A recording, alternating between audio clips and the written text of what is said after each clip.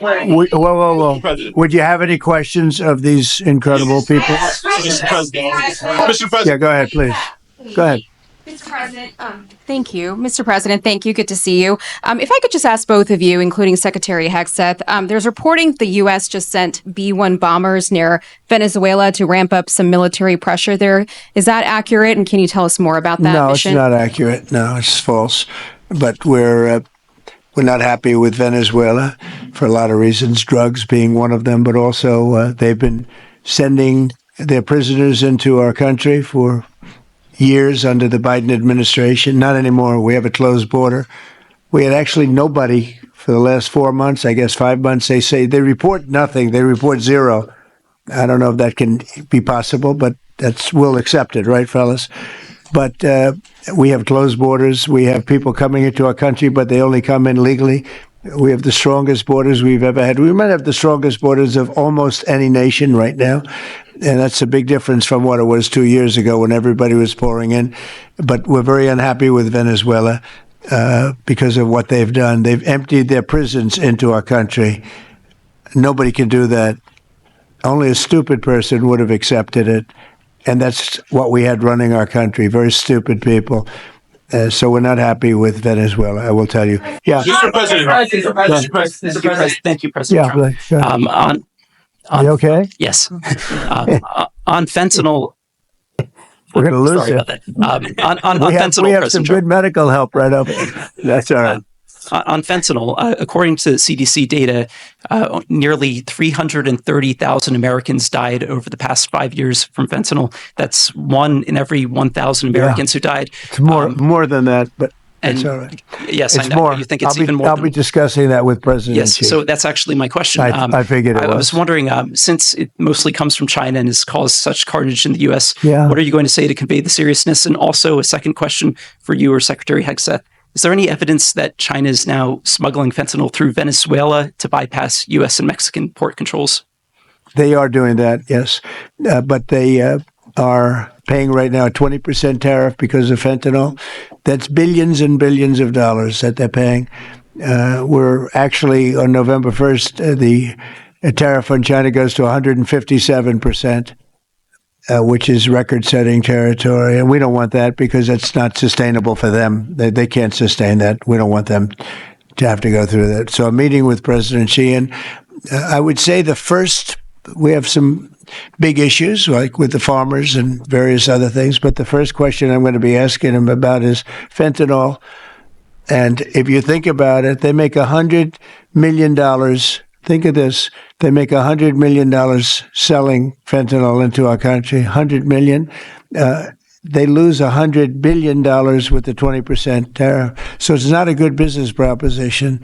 It's $100 billion approximately that they have to pay. That's a big penalty to make $100 million. So I think they want to do something. They want to put it on the list. It's on the list. It's one of the things we're talking about, and I'm putting it right at the front of the list. So they pay a very big penalty for doing that. And I don't think they want to be doing it. And we'll see what happens at the end of next week, because I'll be meeting next week, as you know, along with we're stopping in Malaysia, we're stopping in South Korea, we're stopping in Japan. I'm meeting with President Xi actually in South Korea. So it'll be the first thing on the list. Yeah, please. Yes, Mr. President. Mr. President, on the drug boats, sir, has there been any discussion about capturing one so that you can show the amount of narcotics? We know everything about them. Yeah, Jennifer. We know everything about them. We know where they're coming from, who they're coming with, generally who's in the boat. I'll let Pete discuss it a little bit, but they have incredible intelligence. And, usually when you see 5 engines, I've never even seen that before, but when you see 5 engines on a boat going about 65 miles an hour, loaded up with white powder in silver cases, generally speaking, that's not a good sign. They're not going fishing, right? And you don't see any fishing rods, right? So, Pete, I'll let you discuss that a little bit, please. Well, yes, sir. Likewise, generally you don't see fishing in submarines either, sir. So the U.S. military, as I mentioned, nobody better in the world at mapping networks, identifying who's connected to who inside terrorist organizations. It's just the media is used to hearing that when it pertains to Afghanistan and Iraq and ISIS and Al-Qaeda. But if you reframe how you understand the world in our own hemisphere, that's exactly what these foreign terrorist organizations are. And so we will track them, we will map them, we will network them, and we will hunt them and kill them because they're trying to, and they are killing and poisoning the American people. And inside that, we have all the license necessary, all the authorities necessary to take these kinetic strikes, and we'll continue to take them. And we've been, just to add, because I think it's important, we've been capturing them for years. It's not like, gee, let's capture one. We've been doing that for years. For 25 years, we've been doing it. Not at a level like we're doing it now. I mean, just with the hits we're hitting, but we have much more intensity than any administration's ever had.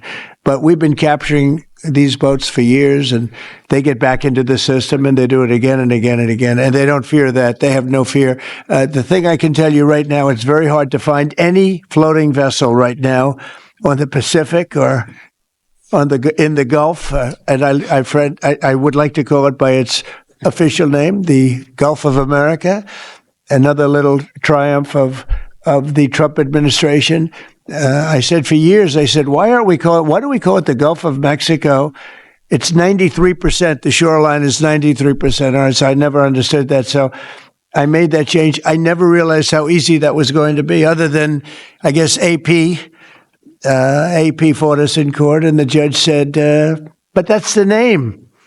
And actually, they were sort of semi-prohibited from even covering us after that. It was pretty amazing. But we have the Gulf of America, and there are very few boats, very, very few boats, not even fishing boats, to be honest. I don't want to do that to the fishing industry, but it's been so effective.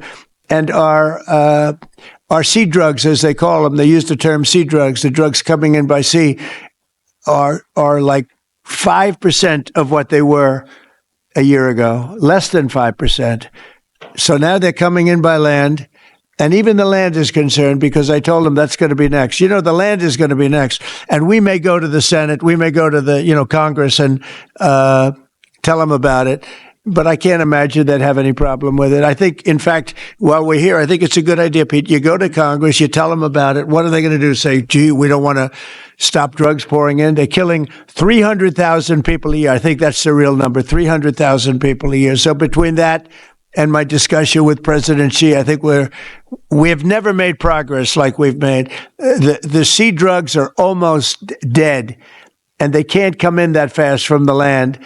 And the land drugs are much more dangerous for them. It's going to be much more dangerous. You'll be seeing that soon.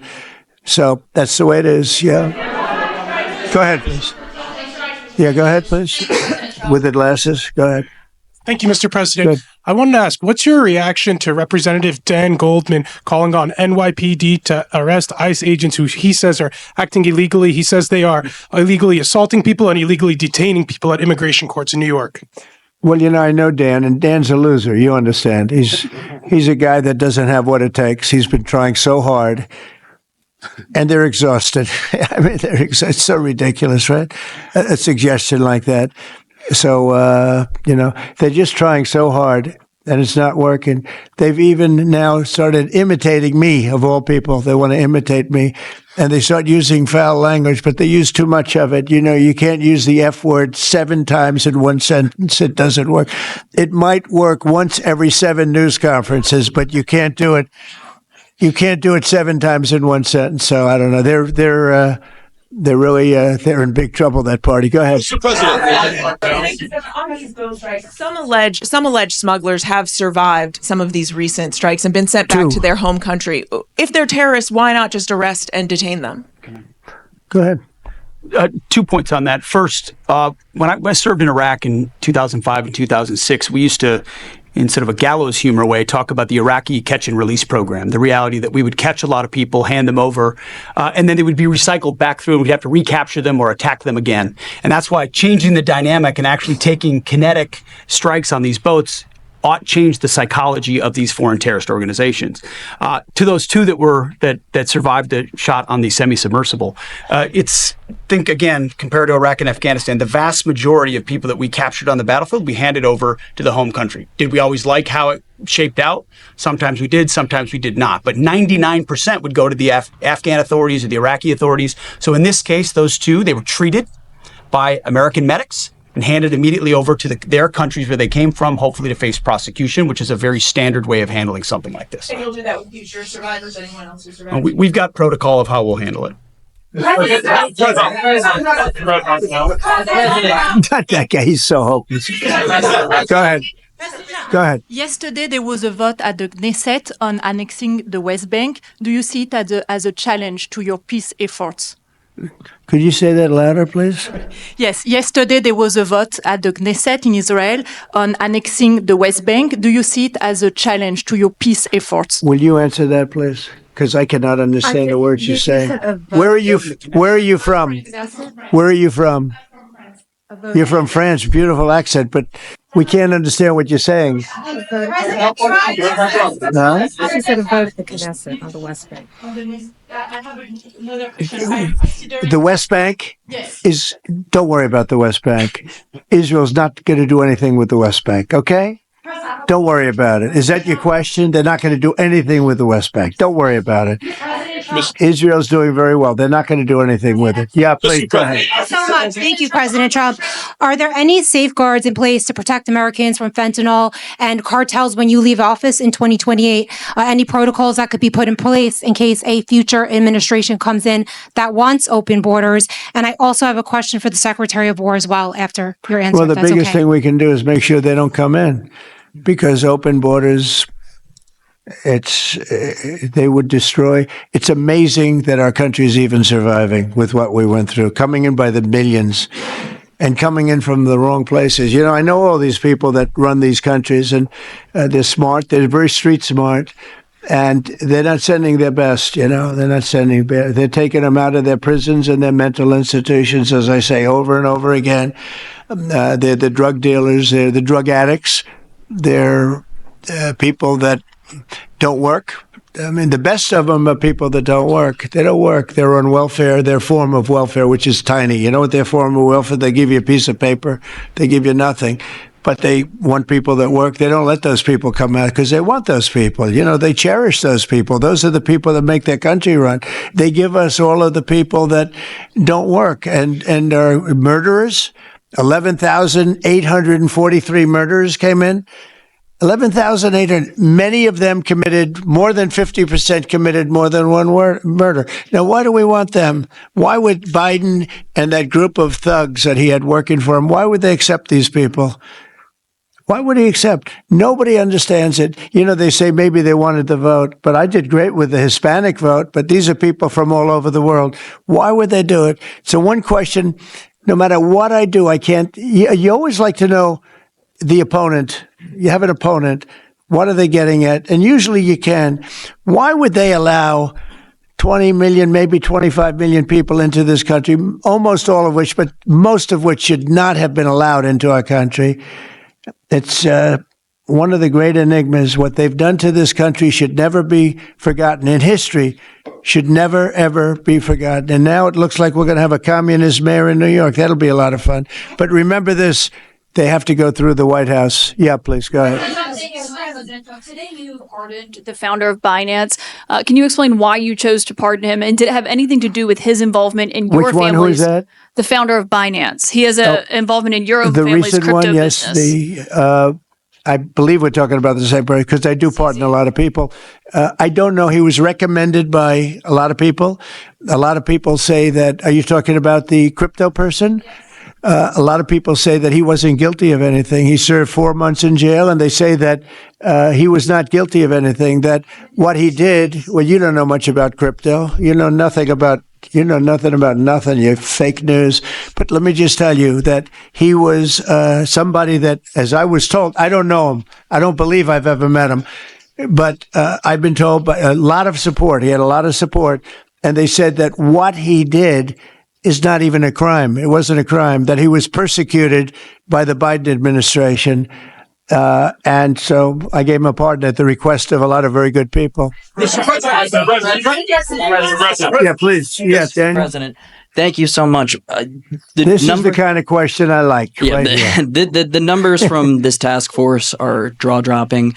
I wanted to know, this is a question for you and both Stephen, since it was said this is your brainchild. What are the lessons to be learned from the success of the task force, and what are your continued goals with this task force now that you have about 3 years left? Well, the best thing we have going is we have such talent around this table. I could go over every one of these men and women, and we have unbelievable talent. They've got the naturals, like somebody that hits a baseball or a golf ball or that you see more. It's more evident. It's beautiful because it's sports. You can tell somebody right away, are they good or are they not? These people are the most talented people at what they do. And when we started talking about this, Stephen and all of us, it seemed so easy. What is surprising to me is how quickly we can straighten out a large city, a big city, a mean city, a city that's sick, that got very sick with guns all over the place, with bullets shooting all over, where you take your life in your hands if you go out and buy a loaf of bread. That's not America. That's not our country.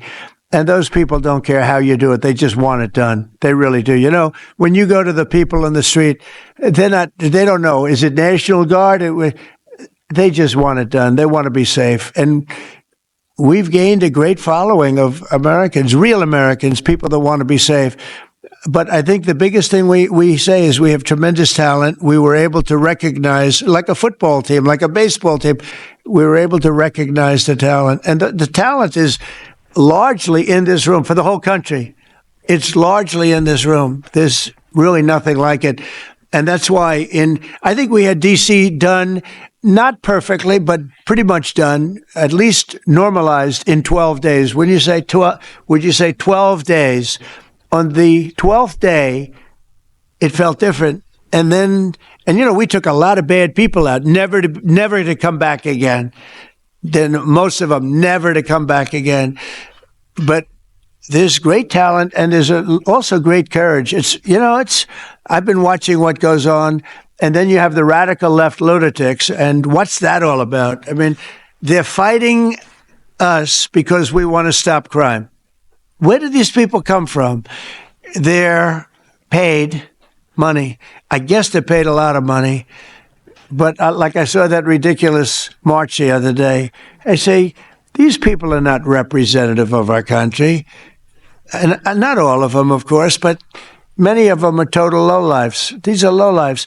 These are people that are paid agitators, and they're not representative of our country. So I don't know. I can just tell you that our country has tremendous spirit right now. You know that better than anybody because you cover it well. But we have a lot of people that are very happy right now with the direction. They did a poll the other day. The direction of our country is better than it's been in 37 years. And I'm upset because I think it should be better than that. I actually said we should be better than that. So, thank you very much for your question. Brian? Brian? Mr. President, yes. Thank you, Mr. President. You guys have done an amazing job in Memphis. Some of those numbers are staggering, and we've gotten message on social media wanting to thank you for that. But I think, can you talk about the number of missing children you guys have discovered in Memphis? That's amazing. Well, it's hundreds of thousands were lost through Biden and the Biden administration, and we are getting a lot of them back. But they're either dead, they're slaves, they're captured in some form. But think of it, hundreds of thousands we're talking about, not even believable. And they came in through the border, they were sold, they were bargained for, and this was all Biden, meaning Biden and Obama, the same mentality, frankly. I think it's the same mentality. Let me tell you, Barack Hussein Obama was a lousy president. A lot of bad things happened. Remember when they used to talk about Trump with the jail cells? Well, he built the jail cells for the children.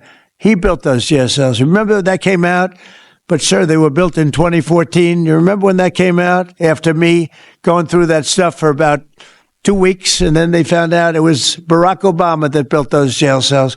No, these people they were bad leaders. I hope we don't have it again. I hope we don't have it again because, our country's come back a long way, but it can only withstand so much, and we don't want to ever go through that again. We never want to have open borders again. We don't want to have men playing in women's sports. We don't want to have transgender for everybody.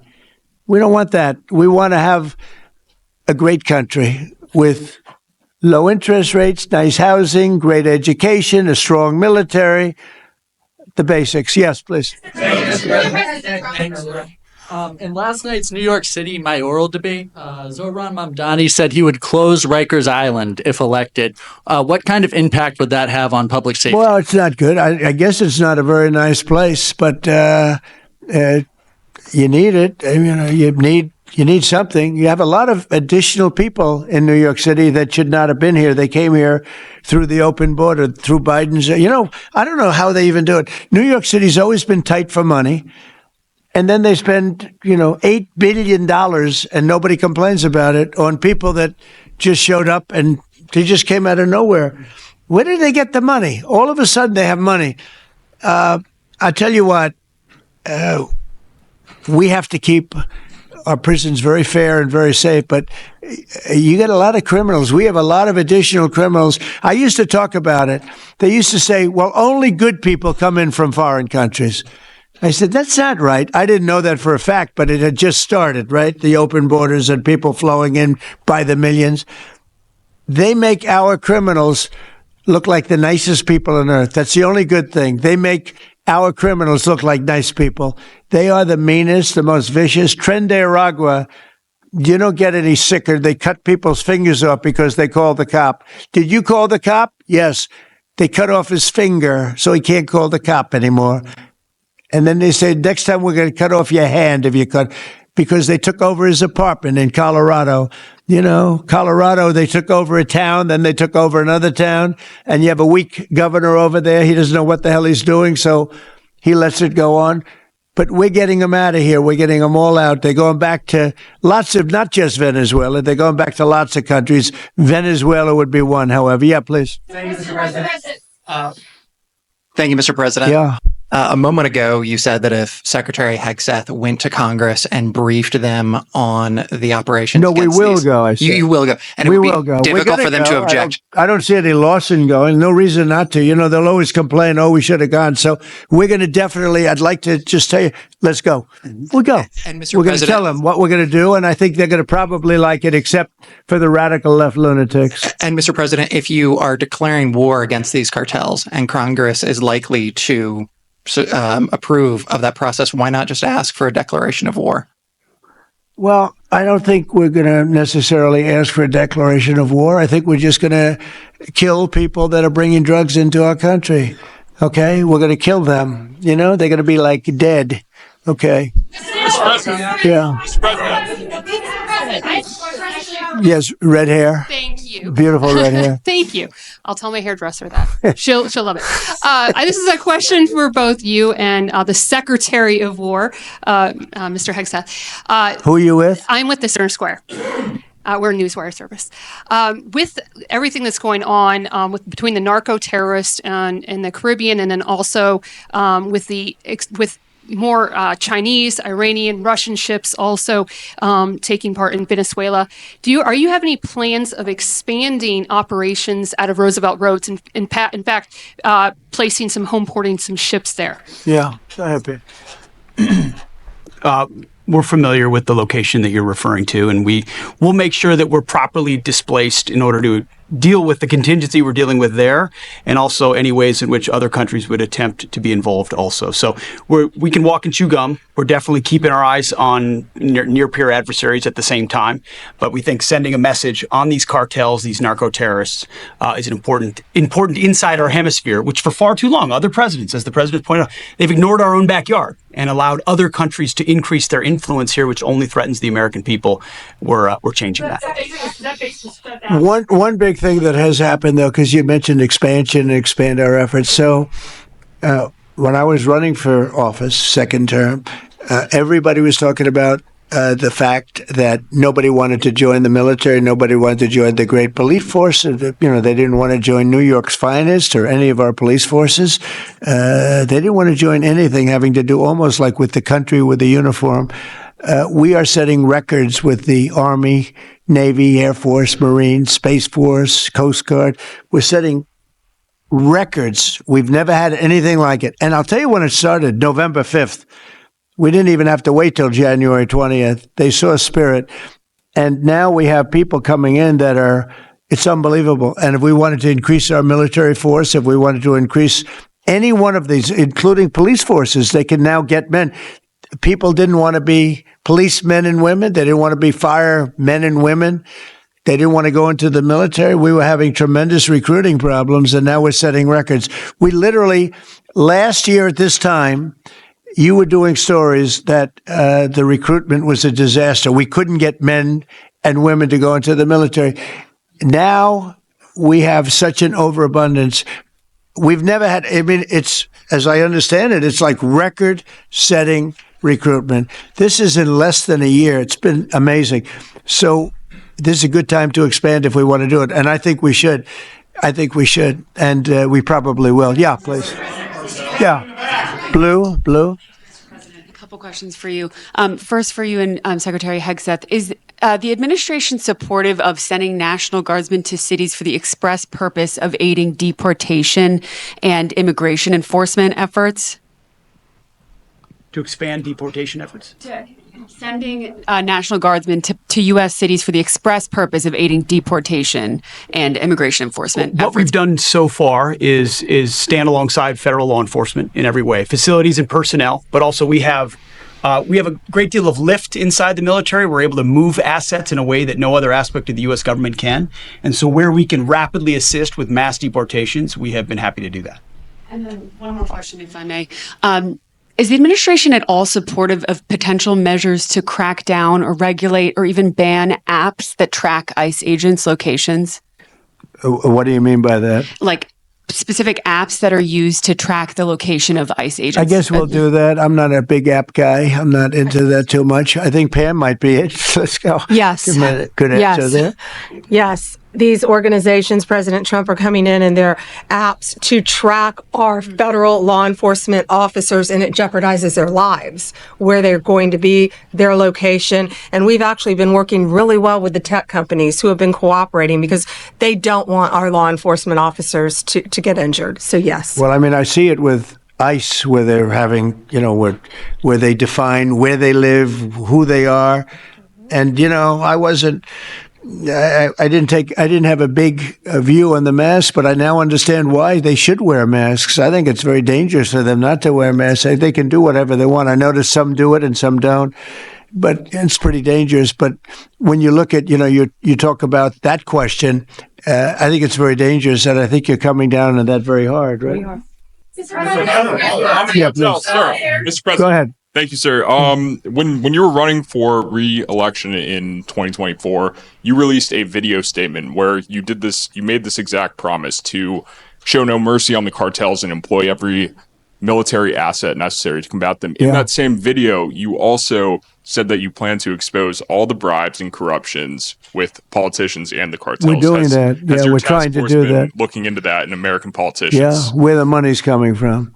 Because you see it. Like even that garbage deal they had this weekend, which was embarrassing to them, and the crowds were the crowds were not big. Those crowds were not big at all. But when you look at signs, and they're all made beautifully, the yellow signs, I saw the yellows, the blues, but they're all made professionally in a printing shop, looks like on Madison Avenue someplace. Some guy is paying for all that stuff. And we don't mind protest. Protest is a good thing. I protest. I'm always protesting, right? But when you see some of these people are going crazy. They're going crazy because they're getting paid. Because there's no reason for them to be going crazy. But you watch some of them, and they're professional agitators, and we are finding out who's paying them. Yeah, we have a lot of information about who they are. You're going to be very surprised when you find out. I have a question for Secretary Hegseth. Sir, a memo circulating on social media details the establishment of a National Guard response force that's going to be trained in crowd control and civil unrest and deployed in all 50 states by April of 2026. Can can you verify the authenticity of that memo? And do you have any more information on the operations? I'm not going to answer particulars on something that may be in the planning process, but we definitely do have multiple layers of National Guard response forces, whether it's in each state, whether it's regionally, whether it's Title 10 active duty, whether it's Washington, D.C. We've got a lot of different ways that constitutionally and legally we can employ Title 10 and Title 32 forces, and we will do so when necessary. Thank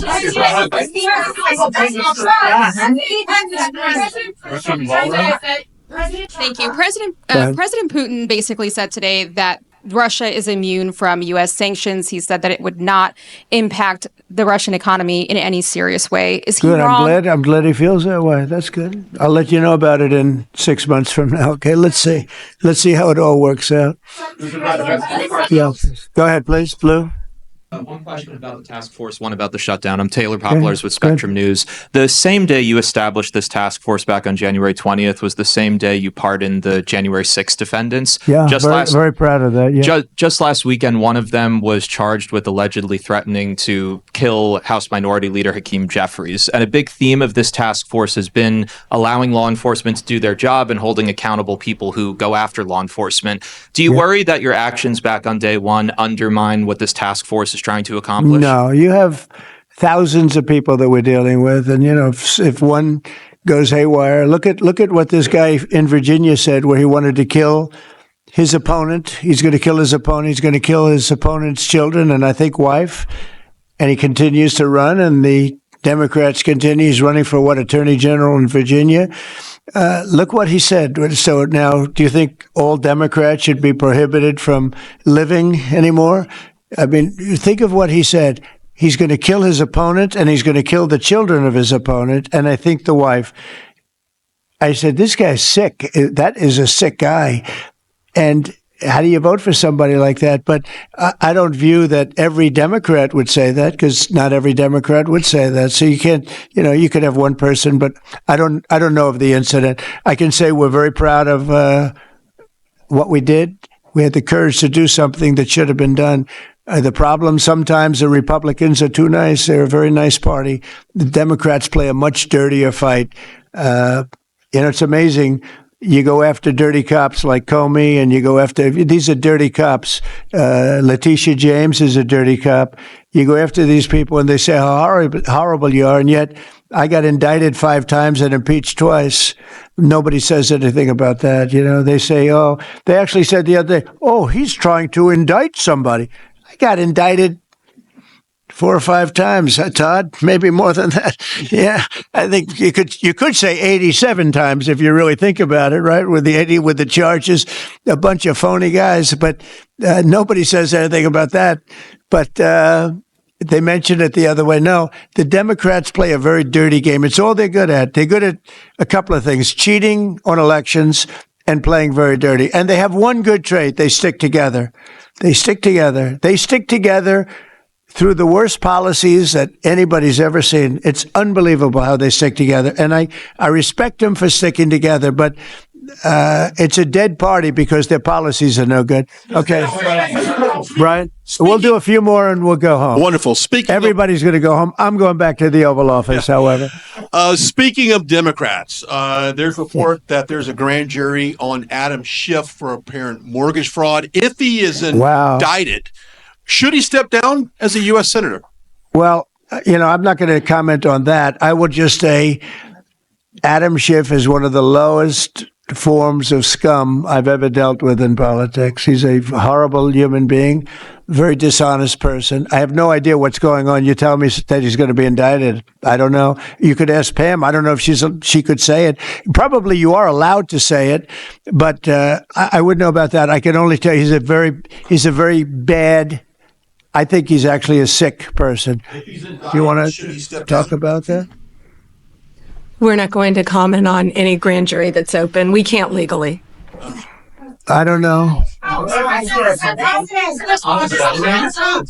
the way, I hope it's true, but I don't know anything about it. Yep.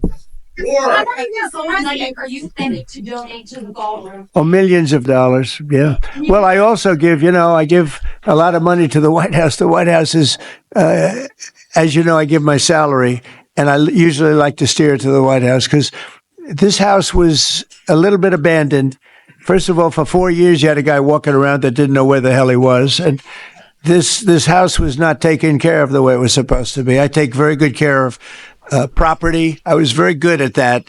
And you'll notice the floors downstairs, I paid for them. Marble, the most beautiful marble you've ever seen. The white floors down in the palm room, which they look like they came out of, I don't want to lose because they're big supporters of mine, Home Depot. So I'm not going to say bad, but they did come out of a box from Home Depot about 30 years ago. They were all broken, but now they have the most beautiful floors, the most beautiful lights and chandeliers. I think most of you, Brian, you've seen that, right? Yes. How beautiful is that? And I take care of it. So, I spend millions of dollars on this building, taking care of it. It was not properly maintained, and now it's starting to gleam like it should. It should really gleam, and you should go down and visit the Presidential Walk of Fame. Have you seen it? It's quite good. I'm sure that a lot of people coming to the White House, it's hot. It's very hot, but it's really a tribute to the presidents, past presidents of our country. Yeah, please. Mr. President. Yeah, behind you, please. Yeah, go ahead. Thank you. So on Monday, a question for you as well as Secretary Noem. On Monday, Mayor Karen Bass of LA and Representative Robert Garcia, they held a press conference and they called for an investigation into DHS, accusing them of unlawfully arresting U.S. citizens and racially profiling and only arresting people because, in Robert Garcia's words, they look like me. He's a Hispanic individual. Do you have a response to that? Are you asking me that question? You as well as Secretary Noem. They are arresting bad criminals, and they're really good at it, too.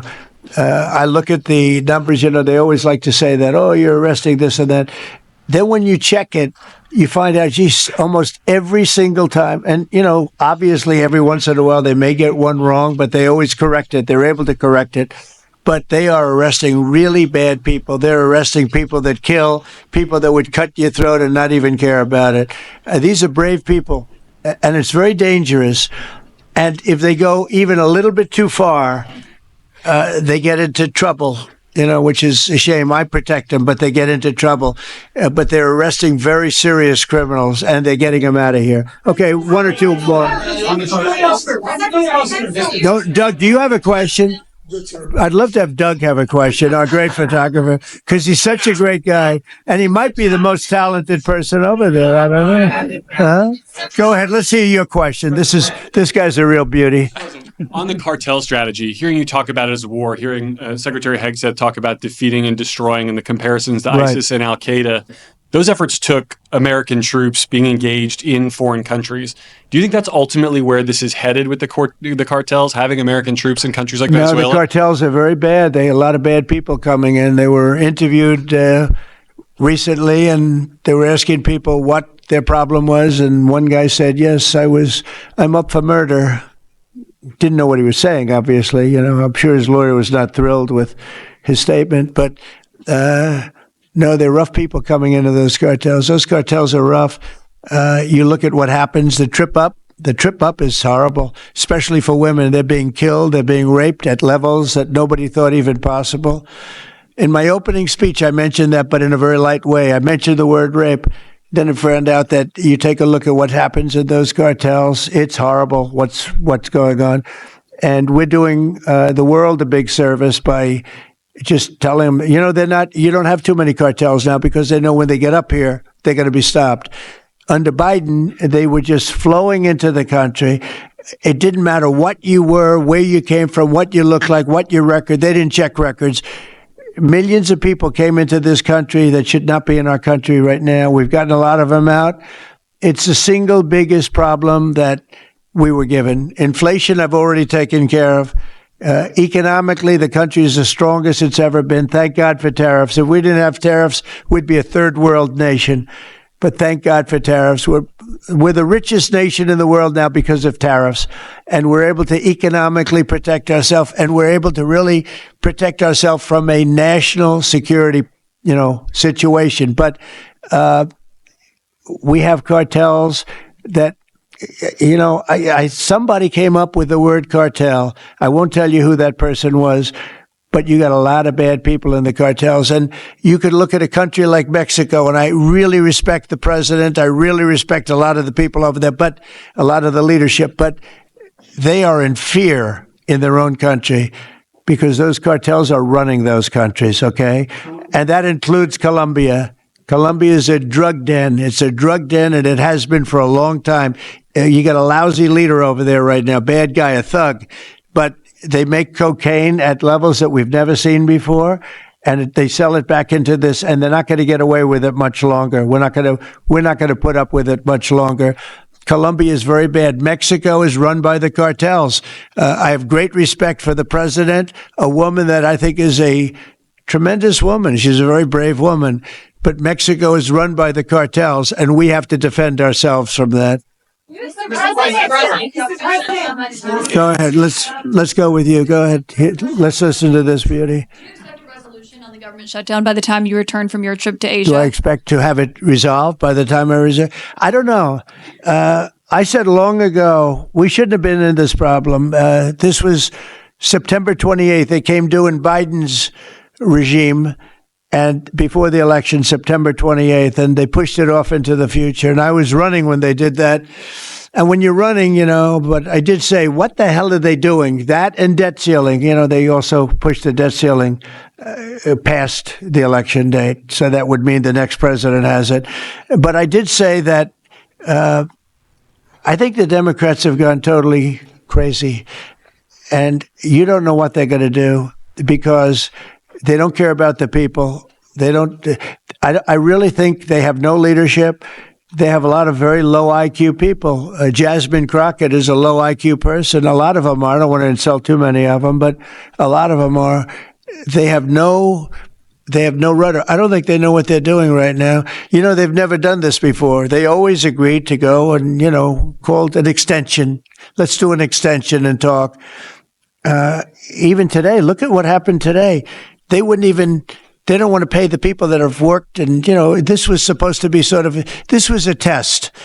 And they wouldn't pay the people that have been working. They said, no, we don't want to pay them. This is all the Democrats.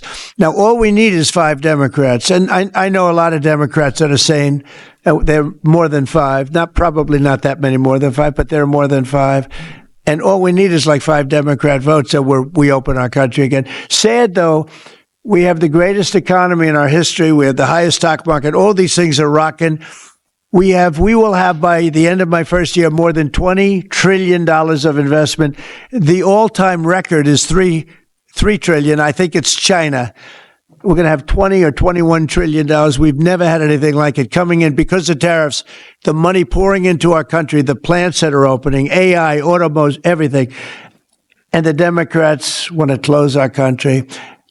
They're really, they say deranged. They suffer. I guess it's Trump derangement syndrome, which I think is going down now as an official condition by the doctors. I think they get paid extra money if they handle it because it's more difficult to handle than a normal mental disease. But you know what? They really should approve an extension, get the country back to work, get the people paid. And, it's very simple. You just don't know what's going on. There's something wrong with them. It's sad, actually. Have you raised the full $300 million needed to fund your ballroom? And how much specifically are you donating to this construction project? I think $350 million. All donor money and money that we put up. We've raised. It's going to cost right in the neighborhood of $300 million. It's been expanded and made absolutely. It'll be the most beautiful ballroom anywhere in the world, I think. And how much specifically are you donating to it personally? How much am I donating? I won't be able to tell you until I finish, but I'll donate whatever's needed. I'll tell you that. Do I have a name for the? I won't get into that now. Yeah, go ahead, please. Follow up on the shutdown. In the next couple of days, a lot of Americans are going to go without their first full paychecks. Federal workers. By the way, a friend of mine, talking about donors, a friend of mine, a man that's great. I'm not going to use his name unless he lets me do it. Susie can tell you about this, but he called us the other day and he said, I'd like to contribute any shortfall you have because of the Democrat shutdown. I'd like to personally contribute any shortfall you have with the military because I love the military and I love the country. And any shortfall, if there's a shortfall, I'll contribute it. And today he sent us a check for $130 million. Can you share who that is? I would love to tell you he doesn't really want the recognition, if you want to know the truth, but he gave us a check for $130 million. And that's going to go to which was sort of a shortfall, yeah. And that's going to go to the military, yeah. And what's your message? Is that the correct number? $130 million.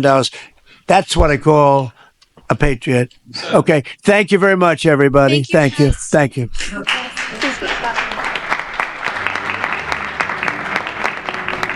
Another thing,